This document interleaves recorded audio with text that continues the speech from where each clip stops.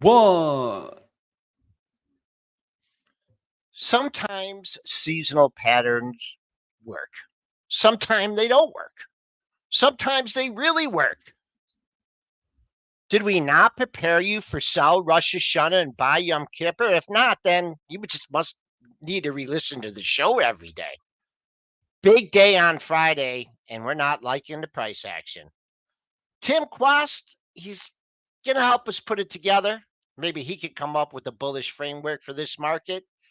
It's Monday. There's no earnings coming up, no major earnings. It's Fed week. Got a lot to discuss on Monday's pre-market prep.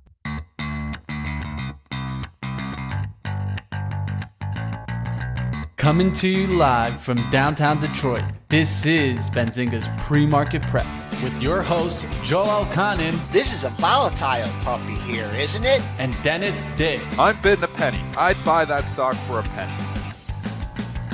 With everything you need to start your trading day.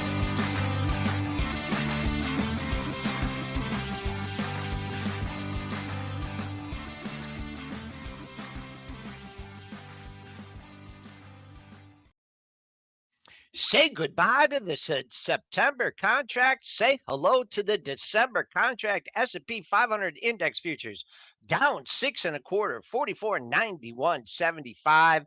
The buck just still flirting with breaking out above 105. That's down a nickel. Bonds are down a quarter point, not moving much there. Crude won't give up 51 cents at 90.53. Gold and silver flat, and I guess if you wanted to be long something, be long Bitcoin over the weekend.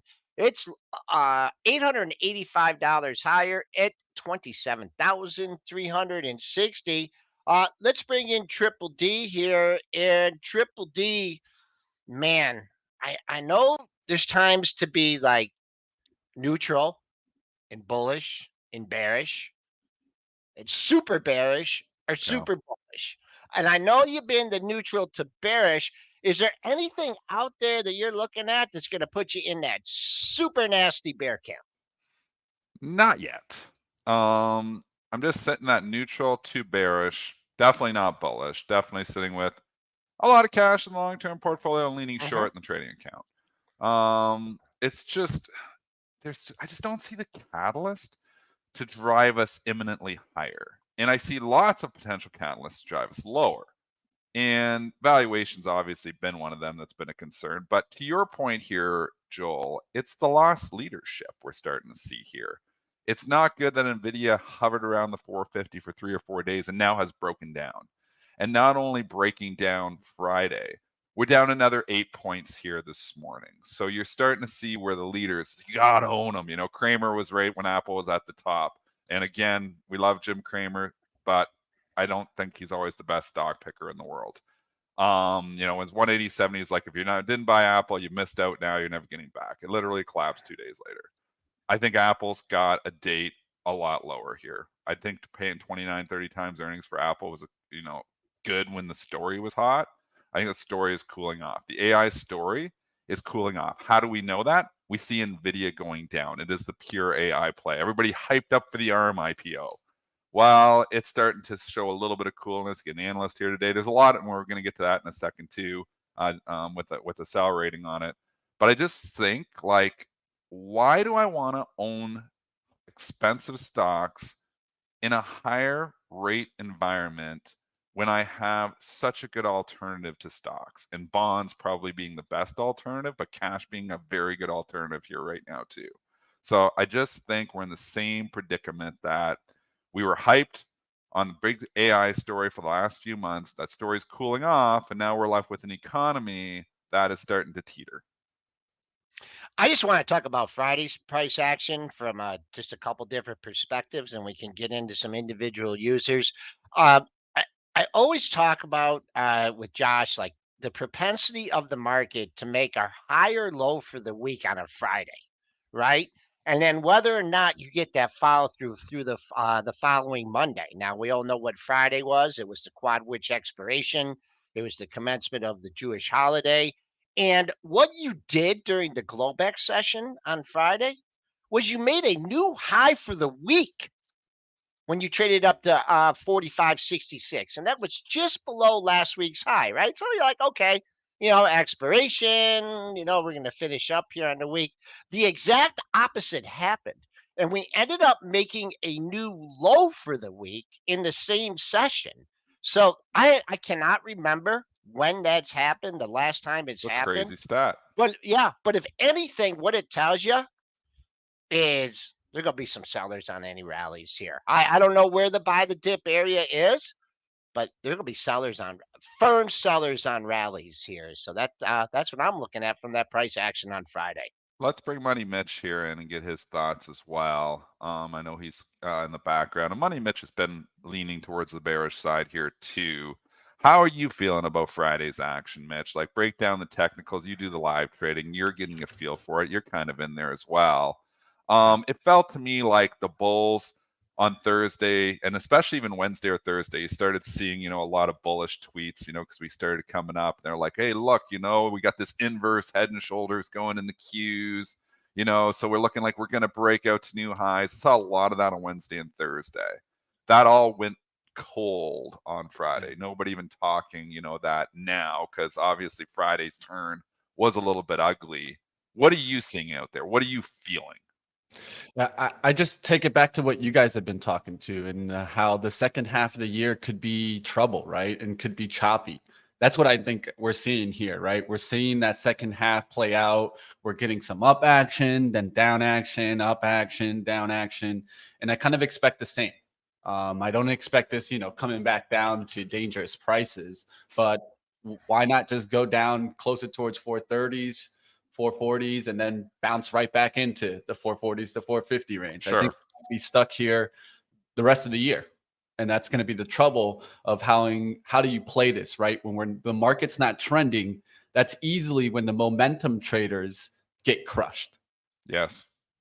And I think it's why you have to be able to flip. You can't just come in and say, I'm a Momo trader and that's all I do. You can go find pockets of momentum, but it's so much easier to trade your environment. Sometimes we're trading momentum. Sometimes we're trading a hot story. Sometimes we're trading contrarian, fading everything. And I think that's kind of the market that Mitch is talking about here. And we've been talking about it too. I mean, chop, sideways. We get everybody turning bullish on Wednesday and Thursday, inverse head and shoulders in the Qs. And all of a sudden, boom, the rug pull. And now that inverse head and shoulders doesn't look that great. And if you look to the IWM, you could see the opposite here too. I mean, this is the fun thing about technicals. You can always tell two stories. Look at the head and shoulders in the IWM. And I am long the IWM in my long-term portfolio. But I mean, this looks very head and shoulders. It looks like a head and shoulders in a head and shoulders. So I'm just looking at the left, June, July, the head up there at August. And now we're forming the right shoulder in August, September. But then you could even say even closer, well, you got a little left shoulder at the end of August, the head at the beginning of September, and now the right shoulder forming here. It's like a head and shoulders within a head and shoulders. What's that mean? The double head and shoulders pattern. I mean, I don't know if it means anything because I'm not a big pattern trader, but it's definitely not bullish.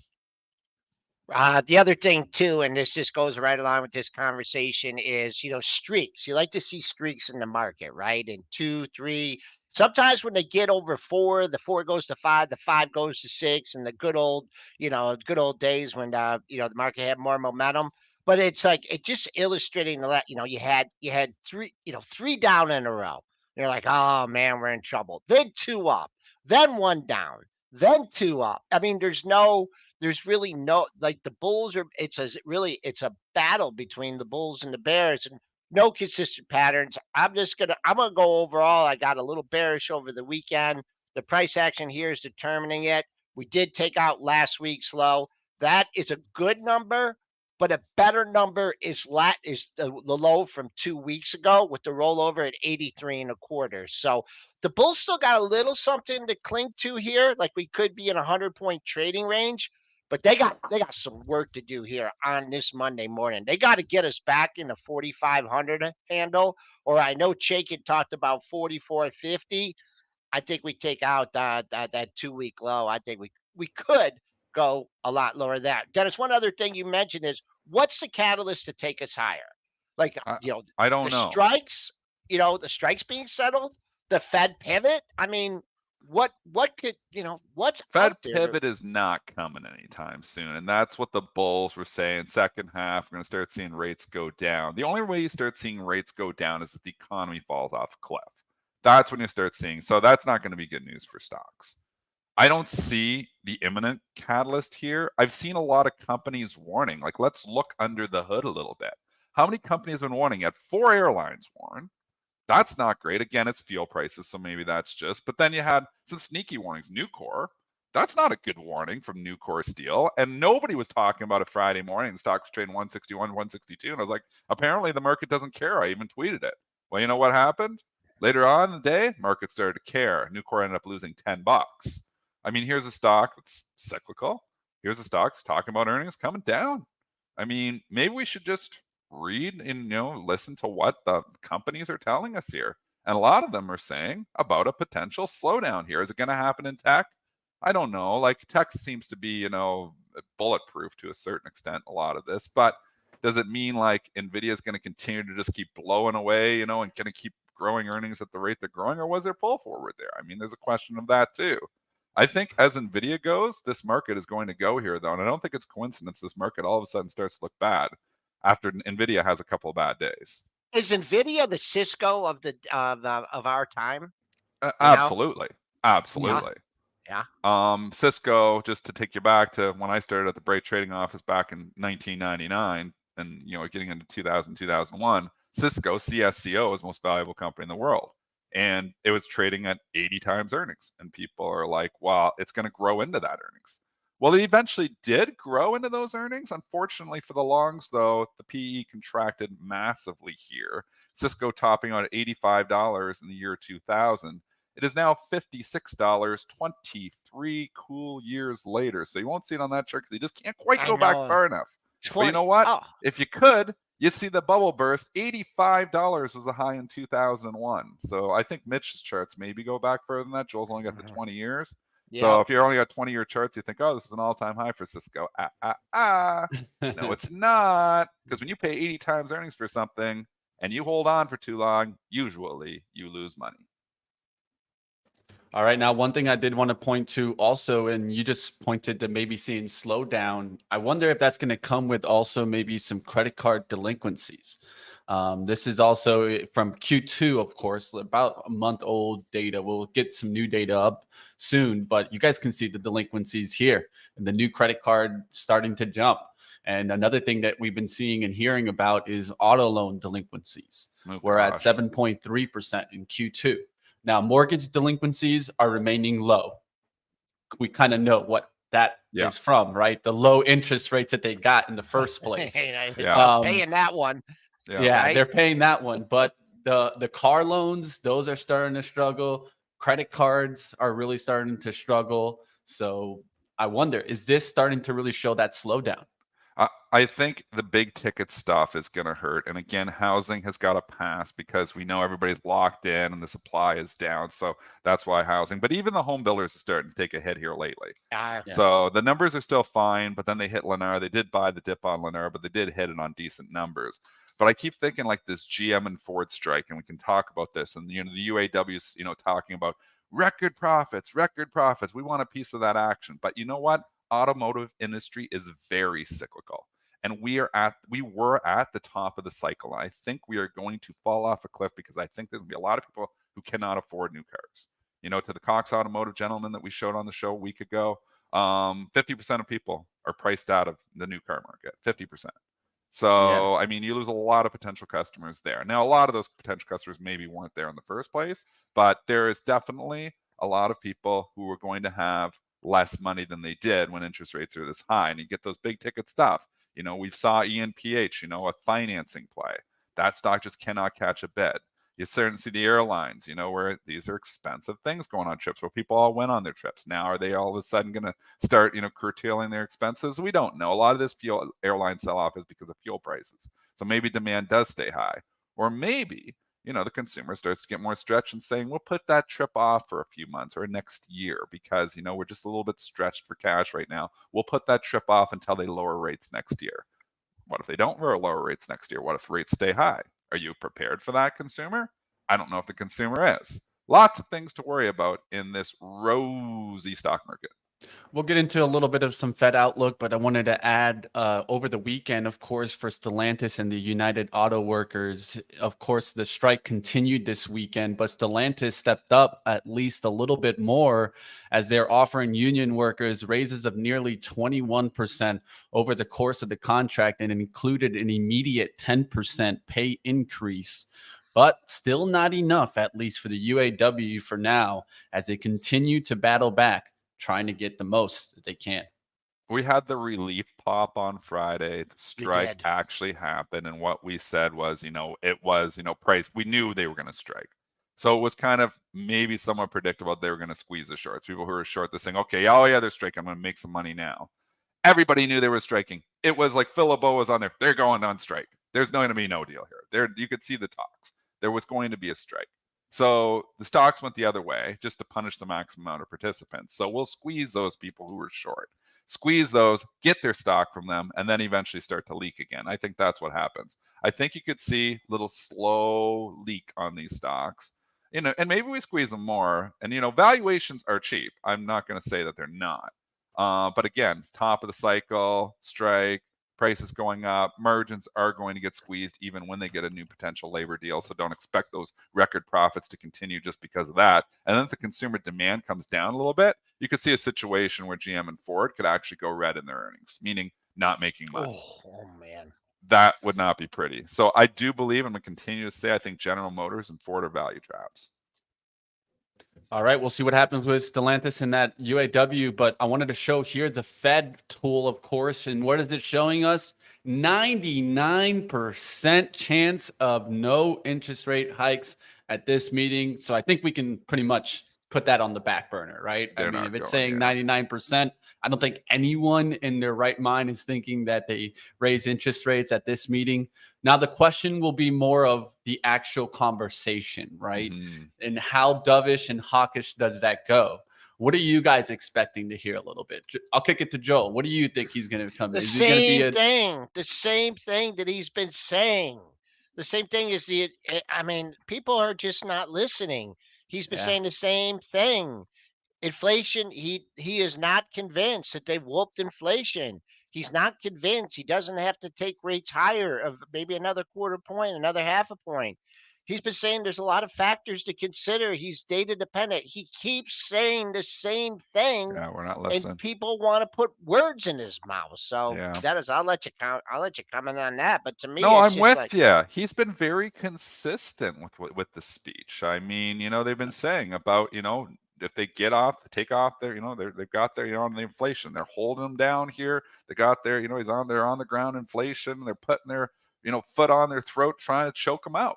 And they got to keep choking it out. And they feel like if they take the foot off the inflation chokehold here that they've got on it right now, that's going to start to come back in. Well, if you start lowering rates, you start all of a sudden just coming in and start, lowering rates prematurely, absolutely it'll come back in. It came in before because of that. So I'm with them. I think you got to have some short-term pain for long-term gain here. Get rid of the inflation entirely. And you do that by keeping the rates elevated, and it'll kill it. And that's what we're starting to see is, we are seeing inflation start to get in check. I mean, so far, let's give them some credit. I mean, yes, they stayed, obviously the monetary policy was too loose for too long. That was on Powell, but they've been pretty good and consistent with their speech here. They're going to stay on the tightening policy here for the foreseeable future. And that's going to continue to probably put pressure on stocks to a certain extent. I don't see this imminent rally happening where, okay, we beat inflation, let's start lowering rates right away. They don't want to do that. They've also seen that the economy can handle higher rates. I wouldn't have believed that. I wouldn't have believed that the economy could go from basically free money, 0.5% or 1%, sure, 2% or 2.5% on your mortgages, to be able to handle 5, 6, 7% rates. I would never have believed the consumer could survive. Never. They have found a way. So we have proven, and Powell has proven, that this economy can handle higher rates. Well, why go back to, we're just basically normalizing. I mean, over the course of time, rates were not at 0%. Still low. We're still at We're still low relative to the course of time. So we basically just normalized rates. So maybe this is the new normal, folks. Maybe get used to paying a little bit higher rates. This could be the new normal. And what about for your fixed income? I mean, this isn't bad for everybody. Yeah. This isn't bad for people that are on, fixed income and the people that have been, I've been telling you to stay out of the stock market for a long time. It's rigged. There's a lot of things that happen. I'm just, of course, you made absolutely nothing for decades, but there's some people now that are just, hey, 5%. I mean, 5.5%. I mean, it's, I don't know if those people are going to be out buying, getting new solar panels or buying new cars and things like that. But it's historically, I mean, what was your first mortgage, Dennis? My first mortgage was double digits. I mean, 5% now. Well, the mortgage rates are a Don't little bit scare higher. me, Joel. Don't scare me, man. We And it's can't not going to afford that, man. it's not going We to can't double digits. afford The that. US government can't afford double We digits. can't So afford we're that. kind of to where we can go. I don't believe we can continue to just go up 10, 12, 15%. It's not going to happen. We're already Yeah, something's starting got to to see break. teetering here at this level. We've hit the teetering level. So now hold it up here for a bit. Let's see what transpires. Let's see what happens. Can the economy handle the rates up here? They've got the opportunity. The economy starts to fall off a cliff, they lower rates. So that's the one thing, that I say you can't be full bearish here either. Like, oh, we're going to crash and burn and it's all over, because the Fed has so many bullets in their chamber here now. So I just think we're in for a period where stocks maybe, don't continue to rise like they've been rising here for the last 6 months. Just go sideways for a bit, a cooling period. Let's call it a cooling period. I think the other thing too, and then we're definitely going to move on, is I think rates would have started going up in 20 or 21. I think that we had that little interruption in the global economy and stuff, and so instead of the Fed perhaps looking at tightening, man, they were just handing out checks and handing out money, and that just kind of exacerbated the problem. So but as we speak, though, S&Ps are trying to get back unchanged. We're down 3.5 handles here, sub 4,500. Arm, do you want to talk about Yeah. an arm and a leg, Mitch? Or do you want to pivot to something else? Well, I just wanted to finish up that conversation with oil above 90, and that's something definitely to keep an eye out for, right? If Yeah. oil Yeah. goes into 100s, for sure they're going to be thinking about inflation getting a spike. So that's one thing that I definitely am keeping an eye on. I don't know if oil turns around from here. There is a conversation by Saudi energy company that should be coming at around 839. So stay tuned for see if maybe we see some change in oil, but definitely spiking above 90s is a pretty big spike here. Oil stocks had a pretty rough day on Friday. They were up in the morning, most of them trading higher, most of them finished lower. Despite oil finishing near the highs, the oil stocks themselves were not participating. And that is a sign, that sometimes the stocks actually lead the oil. So when you start to see the stocks start to roll over, sometimes oil will actually follow it. I've seen that happen before. So just keep an eye. I don't think we're going to continue to see just this relentless oil demand here. I think the economy is going to start to cool off a little bit. And I think that will actually bring oil prices back down. But the Fed's looking at this oil prices, to your point here, Mitch, and saying, what the hell? We're not going to come start lowering rates here, and oil continues to blast off. They want to break that too. They don't want the consumer going to the pumps and paying $1.75 a liter in Canada or whatever it is over in the States. Always a little bit cheaper in the States, but it's really expensive right now, gas. Joel, any outlook on these charts before we move on? On the crude, why? Well, why do you want to do the opposite of what I say in crude? I mean, it's been very confusing because if you're talking about a recession or a slowdown or anything, well, crude's not indicating that. The only thing with crude is I just look for like a potential reversal off like a double top or a triple top. And it's just not doing that. It just keeps forging higher every day. I'm looking at the monthlies here. We're trading at 90.89.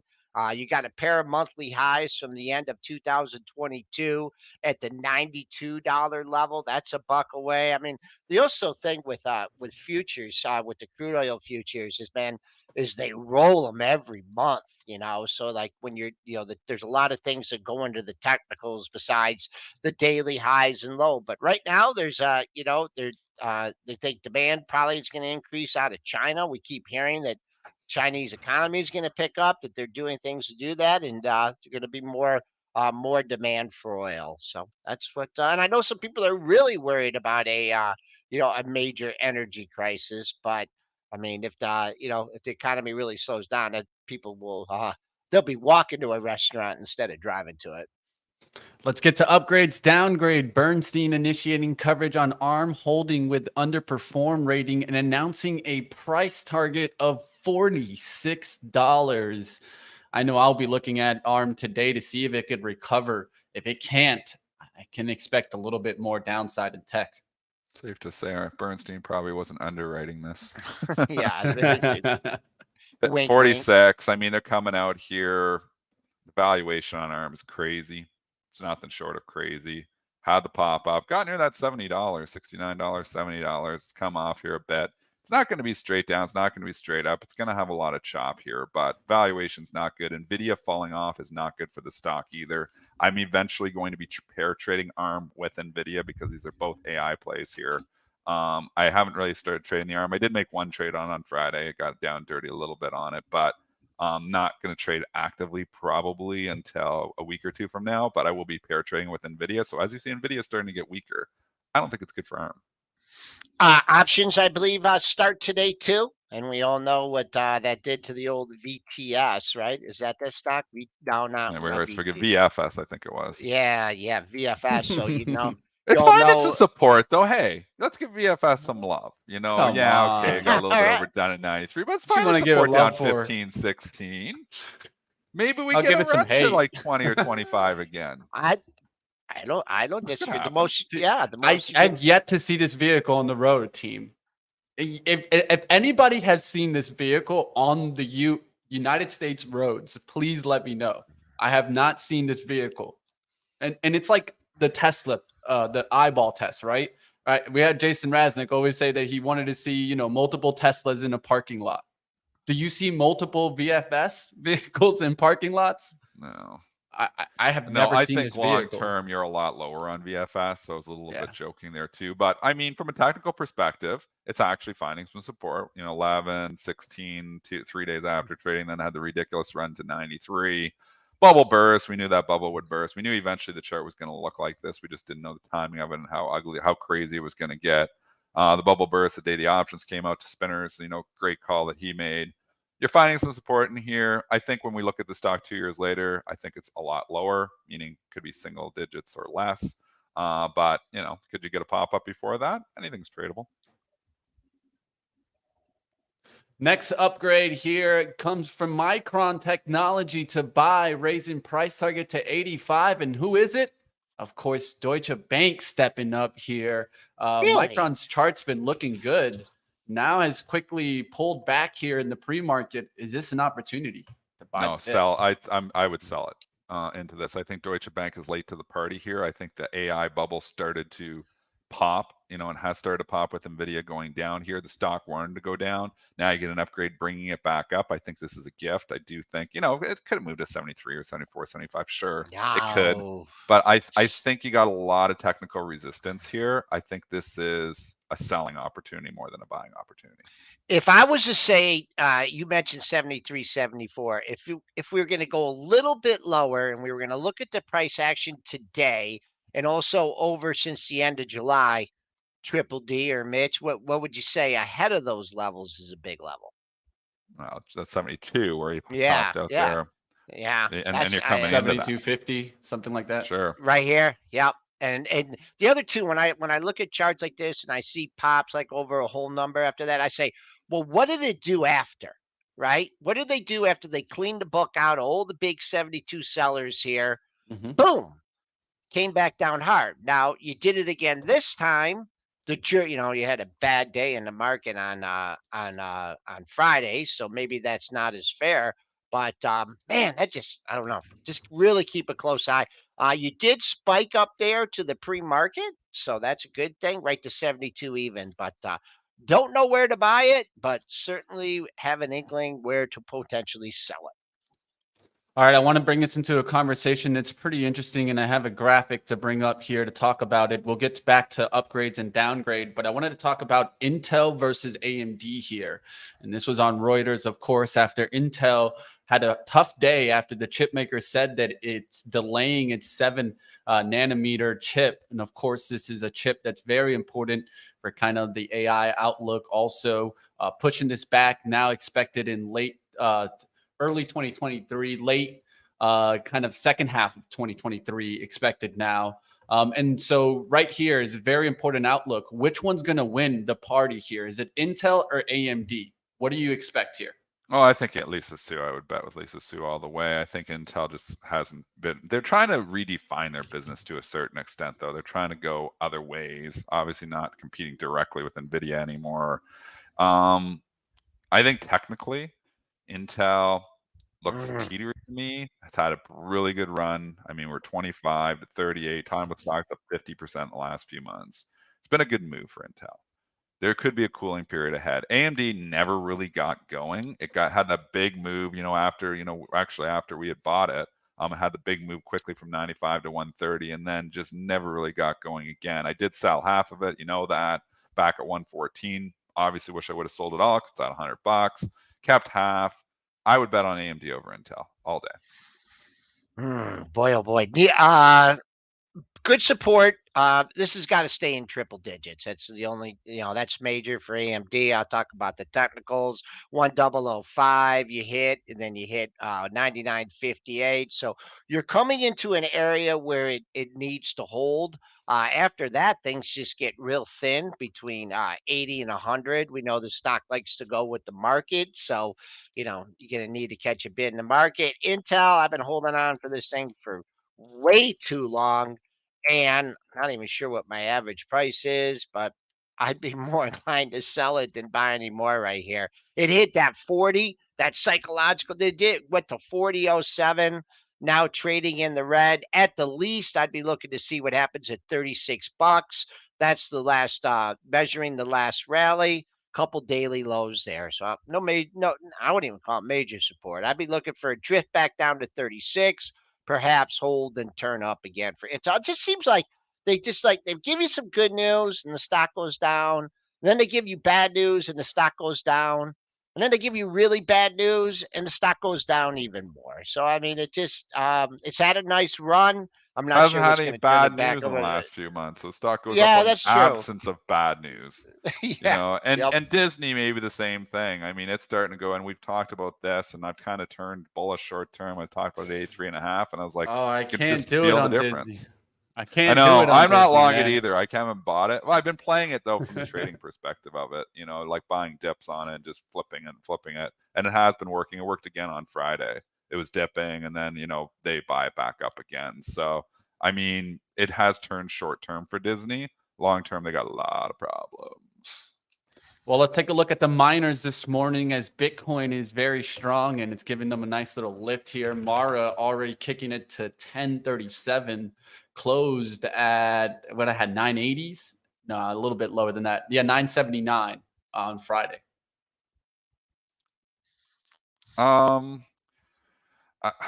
I think I'm along Bitcoin if we get some more regional banks teetering, and that's the only reason along it. So I would say this pop here this morning, if it was on, like you were saying in the pre-market show, Mitch, if it was on like a regional bank collapse popping up, yeah, I think that was the time to Bitcoin.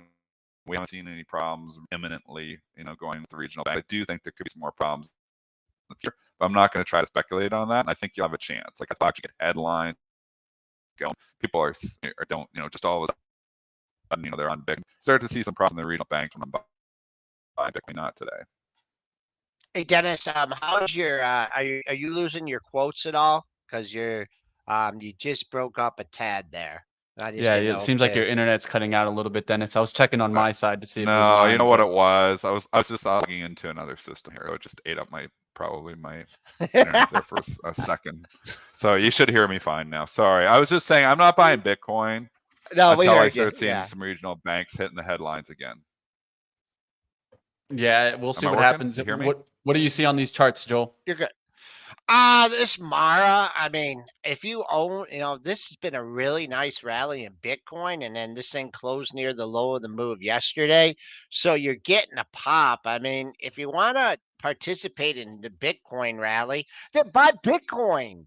I mean, these stocks just never, it seems to me like if you had this pop here, 60 cents, you want to just look for immediate follow through and then maybe get the next daily high comes in at 1064, but it just doesn't seem that if you're going to be in Bitcoin, it seems more to be in or stocks. Well, you get a nice move in the futures, but yeah, it's up 6%. But I keep an eye on 1064. I don't even think it's hit that yet in pre-market trading. If you're looking for a target in Mara.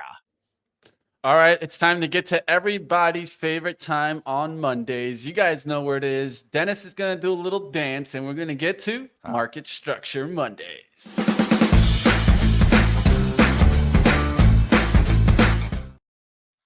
What's going on, Tim Quast? How we doing? Good morning, guys. Are we sure? Well, there's plenty going on. Are we sure it's everybody's favorite? That could be presumptuous. Hey. I think it's everybody's favorite. Our At favorite. least. I It's appreciate everybody's the Dennis favorite. dance. Yeah. The bushwhackers. I hadn't brought it out in a while, so Mitch said it, so I had to do the bushwhacker dance. I don't know why I started making market structure a bushwhacker thing, but I love the bushwhackers, and I love market structure edge, and I love Tim Quast, so that's why I do the dance. Back at you. Thank you, Dennis. Good to see you guys. What do you see? So we're not out of the woods. Yeah. No.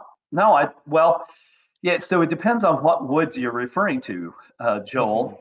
But if you're talking about the expirations cycle, we tend to we think about the expiration cycle as encompassing the whole series, not just what happened on Friday. We could talk a little bit about that. So Friday was what we used to call quad witching, and Dennis, you might know better than me. I don't know, are there any single stock futures that are exchange traded? I don't know that there are, but anyway, it's when stock and index options and futures expire. There were S&P,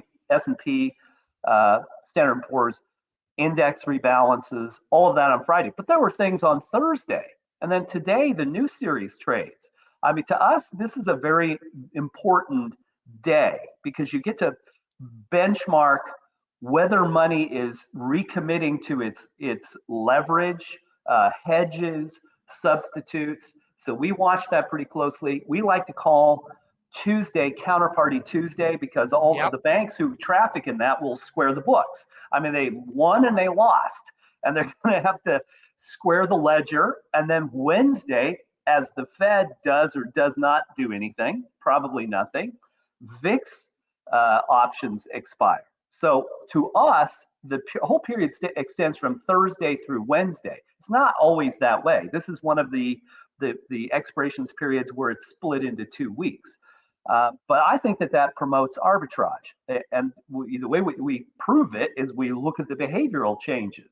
And if there are behavioral changes in what we call risk management, the presence of counterparties associated with equity trades, we can get a pretty good read on that. So no, I don't think we're out of the woods until we get to Thursday. Then we'll know what reality is. Until then, all of it is in some way or another impacted by what I would call index arbitrage, statistical arbitrage.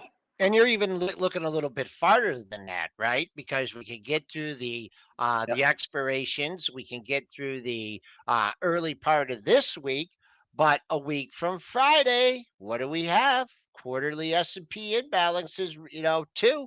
I mean, or the end of the quarter. There's going to be some jockey in there. So, so I guess you're even looking beyond Thursday of this week to perhaps look for our next key in the market.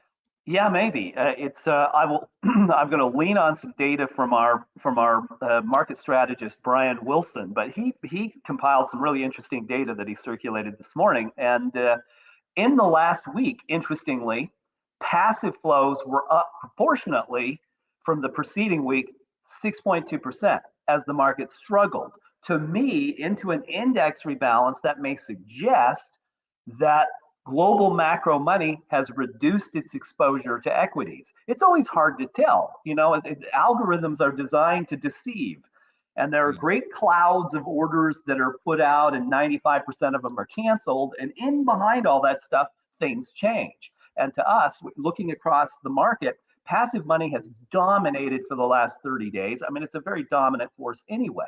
But I could draw two conclusions from that. One, probably passive money has reduced its exposure to equities. Number two, then, what happens at quarter end? Do they recommit? I think it will depend on the data. So we'll find out. But maybe we head into October and we have a nice chance to trade the market up. I don't know. We're going to see. I fully expected the market to decline on Friday. So on Thursday, when the Dow was up 350 points, I put on my largest short that I've ever done. And so I short SDS and SPXU. So they're leveraged ETFs. And so I had my best trading day on Friday since June. I made 3% on my portfolio on Friday. And he'd say, well, what? That sounds like gambling. No. I am the last thing I am is a gambler. I'm all about the probability. So when I look at falling overall demand, very high supply, the passive money reducing its exposure to equities, and options expiring on Friday, and index options expiring on Thursday, I could conclude that there was index arbitrage.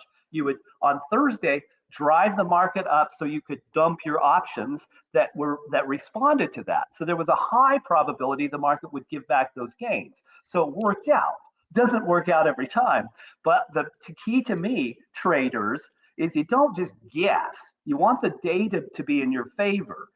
Don't take chances. Just say, well, if I can get 4 or 5 things are working in my favor, that's a pretty good opportunity. That's how I think. In a row. Let's bring up Market Structure Edge and let's look at what you're seeing in the data for this next coming week here, because we bring you on early Monday morning before the Monday morning actual trade starts to get a feel for how this week is looking. So bring up the data, talk to us about what's going to happen and what you see potentially happening this week.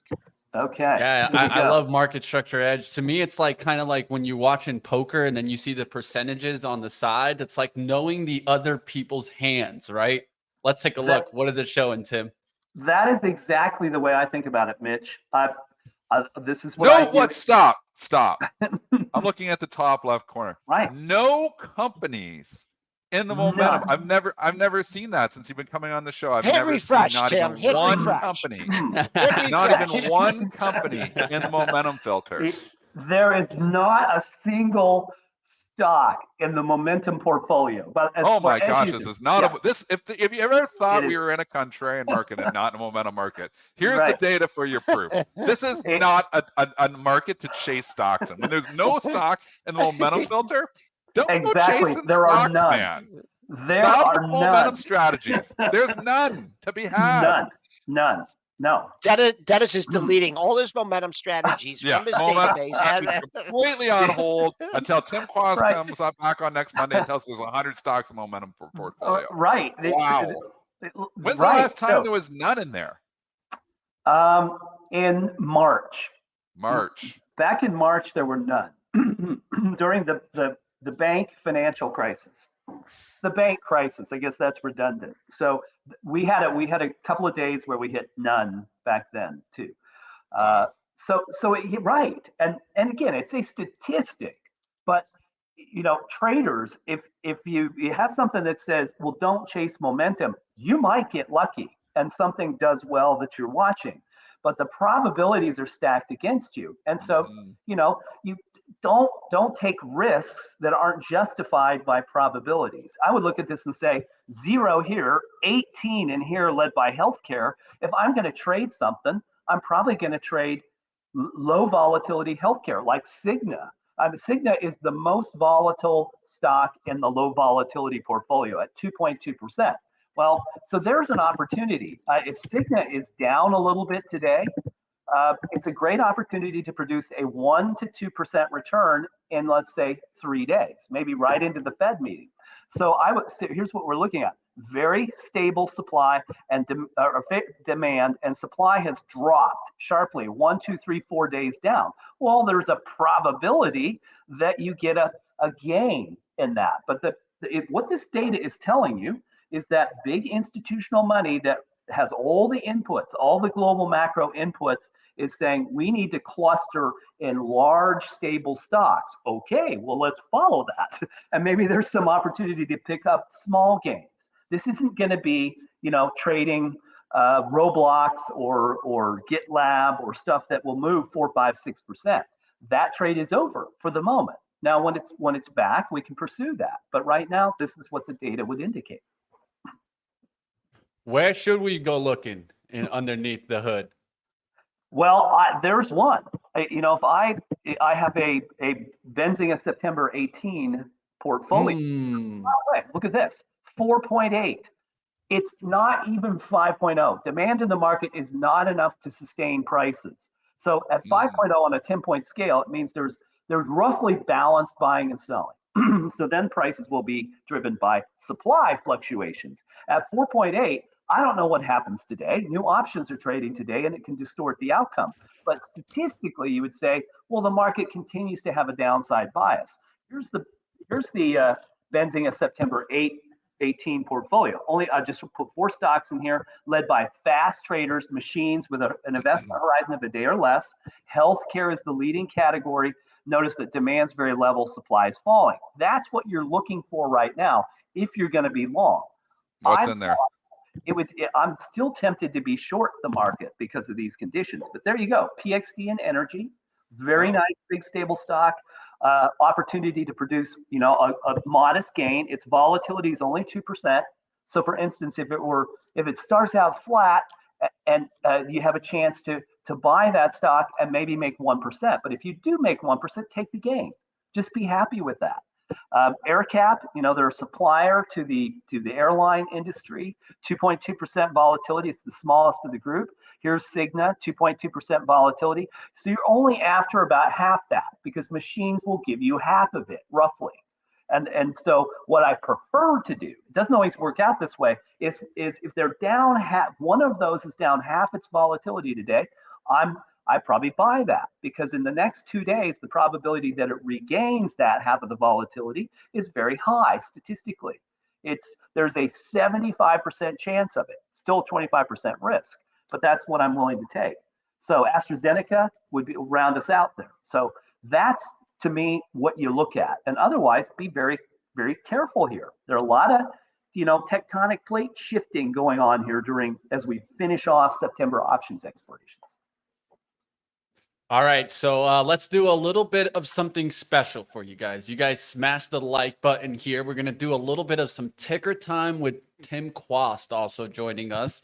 So you guys in the chat, drop some tickers. We can take a look at a market structure edge. Joel can make a technical comment, and then Dennis and I will try to add on some story. How's that outlook there? You guys got the best of all worlds here. So let's get after it. I'm going to give the first ticker. One, I don't know if you have in your system yet. Do you have ARM Holdings in there yet, or not yet? No. Probably not. It's because only 3 days of data. It should be in there. It'll be in there sometime today.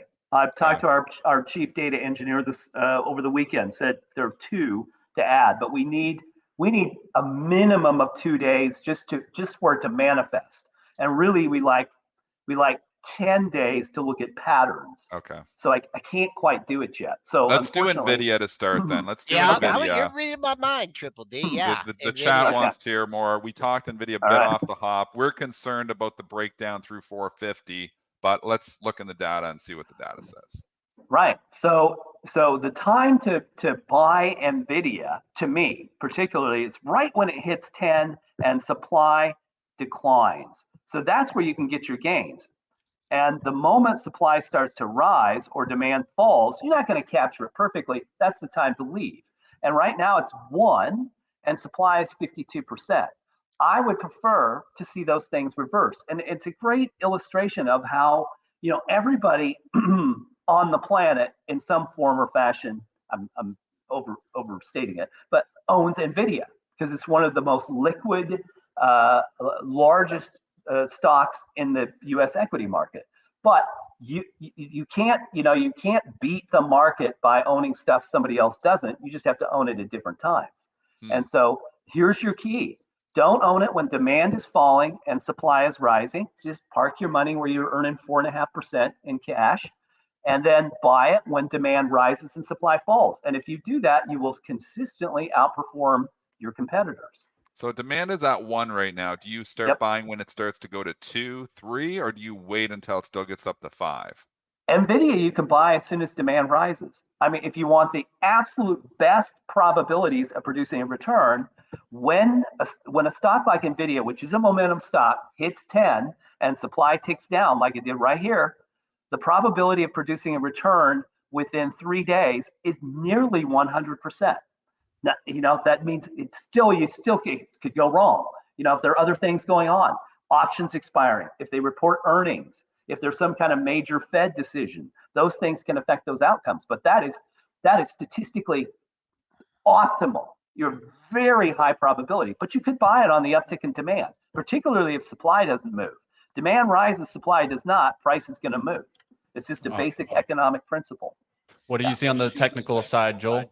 I don't think, regardless of supply and demand, I don't think there's anything that could get me. There's nothing technically telling me to buy this stock.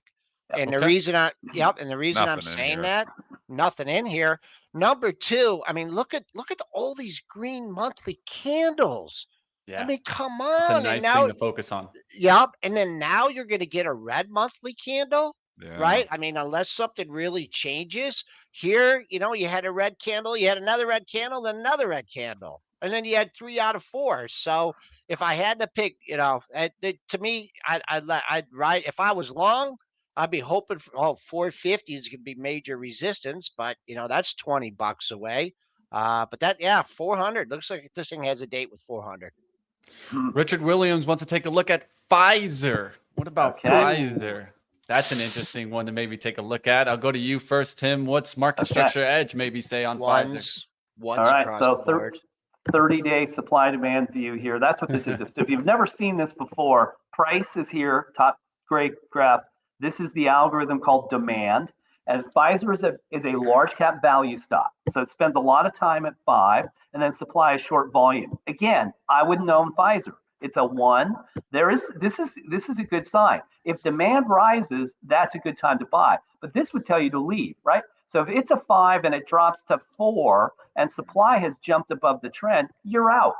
Just take your gains and wait for those conditions to reverse. So we only need one thing. We need demand to return to 5. Then I would buy Pfizer. Right now, I would not.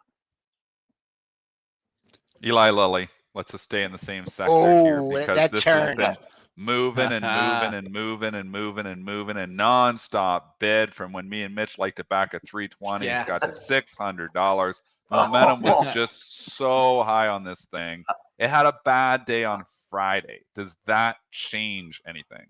Well, here's why it has done so well. It's never been below 5 in this 30-day period. We could back that up too. Here's the momentum stretch where you had insufficient supply, very strong demand. That's what drove the price. And it still stayed strong, but here's what happened right into options expirations. So as we were heading into options expirations, this short, what is it? It's a short bet. It's not. 52% was as high as it got, but you could say that. There was a short bet into options expirations. It's unwinding. It's not bad. If you own it, I'd stay in it because demand and supply are diverging. In fact, this is kind of an ideal time to buy. When something hits 10 and supply falls, this is like NVIDIA. When those conditions exist, you have almost over 90% chance of producing a return in 3 days if you're long that stock. So that's really good. You say, well, why wouldn't that show up in the momentum portfolio? Because the momentum portfolio looks for moves of greater than 3%. Eli Lilly doesn't have that much volatility, and that's why. But that's really good. We've been on the line with Tim Quast. on a Market Structure Monday here, giving us a great outlook on the markets. Tim, thank you. We'll be dialing you up again in, I believe, in a couple weeks. All right. Look forward to it, guys. Good to see you. Have a great week. All right. Like always, you guys can check out all this information on Market Structure Edge. Just threw up the link there. And I did see a question in the chat on supply and demand by Scott Jeffries. So, Scott, I would definitely go ahead and go to Market Structure Edge, learn a little bit more about how they're getting this data. You guys got the link right below to check it out. What are we seeing in the market, He's Joel? giving you that bottom line data, but he can tell you about how it's compiled. So Exactly. we can't comment to that, how they're putting it together. A little right, bit so of a what are you rally seeing? back. A little bit of a rally back. I'm trying to recapture that low from Friday right here, right now, 44.94. Last week's low. We're trading 94 and a quarter. So doubles, that's what they need to do. Get a bid there, 44.94. Take us back into 4,500 range. That would be the plan for the bulls. For the bears, take out that pre-market low. Take out 83 and a quarter. Well, I got nothing on the really not much on the downside after that. So that's the early setup, kind of a docile down 4 and a quarter handles. A lot of value stocks holding us up here today, holding the indice, holding the SPY up here today. When you look under the hood, you see problems all over the place. Obviously, led by NVIDIA, which continues to break down and make new pre-market lows here. 429, it's down $10 here now. I have a hard time believing that NVIDIA is going to go down $10 and the S&P and the Qs aren't going to start to roll over. So, because it has been your leader on the upside, and this is still your market leader here, so keep an eye on this. I think the S&P could start to roll over. Microsoft, Meta are down, Google's down, Amazon's down, Apple is up. It's one stock bucking the trend. I don't know if there's news on that or not. Why it's trading higher, but sometimes I just got to buy something because the indice isn't down much. The S&Ps aren't down much. Oil is up here, fairly strong here today. Some value names are strong. Staples are having an okay day. But that NVIDIA just sticks out like a sore thumb here when I'm looking at my screen. And it makes me think that the S&Ps are not going to continue to hold up the way they are. All right. My final comments, I'll be looking at, of course, Microsoft as I'm looking to see what happens with that stock. Of course, we saw it kind of get strong. I was wondering if it was going to lead the rally back as it led the downside action. Ugly day on Friday. So we'll see if it can get a bounce or not. Any technical levels on Microsoft that you could give, Joel? Because I always love a little added Mr. levels on that. You know what? I put this up a while ago. And that big old move from March. So I'm thinking maybe we could come down to 307. But right now, a more relevant number, all those lows at 330, practically the lows for the week. So boom, you got it right now. I call resistance at that 330 area. And then things open up just under 330. All right, Joel, who will we have on tomorrow on Premarket Prep? Oh, Dennis is going to be real excited. He can talk hockey. He can talk hockey. Uh-oh. Hockey and pot stocks and overall market. Who would that be? It's got to be Tim. Yep. Tim Seymour, of course. Excited to get into that. Perfect action. timing. Hockey season's getting started here. Cannabis is hot lately. So did you see the Babcock news? Babcock Yes. resigned because of the He resigned already? Photogate, I'm gonna call it. Yes, he resigned. He resigned. Man, Yeah. you gotta just watch what did you hear what he did, Mitch? Bissonnette calling him out there. That's right. Back to Spit and Chicklets, the podcast. And, he had a player reach out and saying, what are you talking about? He made you show his photos. So if you don't know the backstory here, Yeah. Babcock, coach of the Columbus Blue Jackets, I guess the players were coming in and they wanted to get a feel for, how these players are. And he asked to see their cell phones. Let's show me your cell phone. Yes, one guy. And he's flipping through and looking at pictures to see what kind of person they are. So anyways, one player reached out to Bissonnette on Spit and Chicklets, said, hey, why should he be allowed to do this stuff? And Bissonnette blew it up on Twitter and social media. Yep. And, it blew up big enough that everybody started talking about it. And Babcock resigned because of this. Photogate. We'll call it Photogate. He took the guy's phone and he said, oh, let's see what kind of guy this is. And then I think he put the pictures up. I think it was Boone Jenner. Yeah, and he put the pictures up on a screen. I mean, I don't, man, this day and age, you're doing stuff like that. I mean, you got to be thinking, but, all right, Mitch, let's put the final bow on this show. All right, guys. Like always, you guys can catch us tomorrow, 8 a.m. and catch Joel on the closing print. Catch Joel Elconin at Spoos, Triple D Trader. Now to give you guys the wrap up for the day. And of course, I want you guys to check out the FinTech event. This can't miss event from every mover and shaker, capital markets and FinTech leaders building relationships. You got C-suite, brokerage, executive, banking, investment leaders, FinTech founders, and of course, get a little O'Leary action. Check it out, guys. Our FinTech event. We'll see you guys there. And now to bring you guys over to live trading coming up next.